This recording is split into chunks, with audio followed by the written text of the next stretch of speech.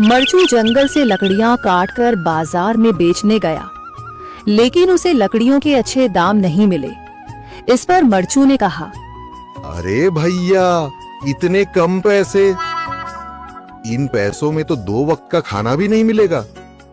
आप मुझे बहुत ही कम पैसे देते हैं। मैं इतनी मेहनत से लकड़ियां काट कर आता हूँ, लेकिन उनके पैसे मुझे बहुत कम मिलते हैं। भैया, तुम्हारी लकड़ियां होती ही इतनी कमजोर हैं कि मैं इससे ज्यादा पैसे नहीं दे सकता। तुम्हारी लकड़ियों के बस इतने ही पैसे बनते हैं। अरे भैया, कुछ ज्यादा कर दो ना। वो क्या है ना कि इन पैसों का तो कुछ भी नहीं आता। मैं अपनी जिंदगी कैसे गुजारूंगा? भैया, तुम जाकर अच्छी लकड़ियां लाओ, तभी इन लकड़ियों का अच्छा दाम मिल पाएगा, वरना इन लकड़ियों का तो यही दाम है। ये सुनकर मरचू बहुत ज्यादा परेशान हो गया और पैसे लेकर किराने की दुकान से सामान खरीदकर घर आ गया। घर पहुंचते ही मरचू की पत्नी सीता ने कहा, अरे जी, सामान ले आए आप? हाँ जी, सामान ले आया हूँ। सीता के चेहरे पर खुशी छा जाती है, लेकिन जब उसने सामान देखा, जी, इसमें तो बहुत थोड़ा सामान है। हाँ सीता, मुझे पता है कि यह सामान बहुत थोड़ा है, लेकिन मैं क्या करूं? मेरे पास जितने पैसे थे, मैं उतने का ही सामान लेकर आ गया हूँ। इस तरह हमारा गुजारा कैसे हो पाएगा जी? आपको तो पता ही है कि हम कितनी मुश्किलों से गुजारा करते हैं। हाँ हाँ, मुझे पता है, लेकिन मैं कर भी क्या सकता हूँ? मेरे पास इतने पैसे ही नहीं कि हम एक अच्छी जिंदगी गुजार सकें। इतनी मेहनत कर रहा हूँ, लेकिन फिर भी मेहनत का फल नहीं मिल रहा। इतनी मेहनत से अच्छी लकड़ी काट कर आता हूँ, लेकिन मुनासिब दाम नहीं मिलता। मैं तो बहुत परेशान हूँ। क्या करूँ? कहाँ जाऊँ?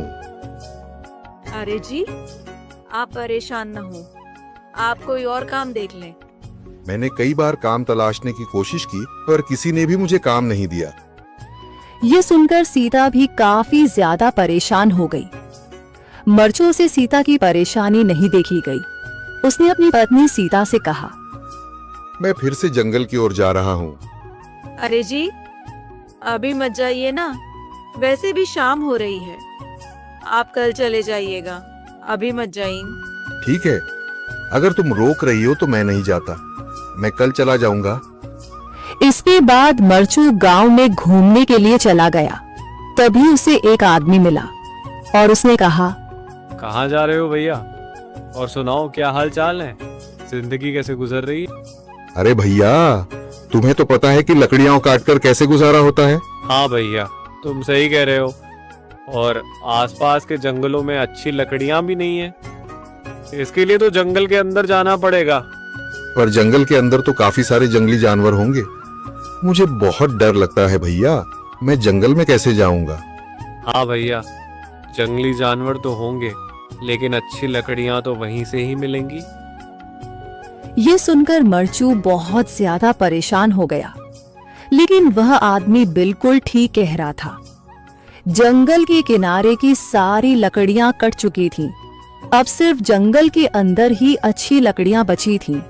अगली सुबह मरचू लकड़ियां काटने जंगल की ओर चल पड़ा। जंगल में आने के बाद मरचू ने कहा, अरे, यहाँ पर तो लकड़ियां ही नहीं हैं। वो आदमी सही कह रहा था, लकड़ियों के लिए तो जंगल के अंदर ही जाना पड़ेगा।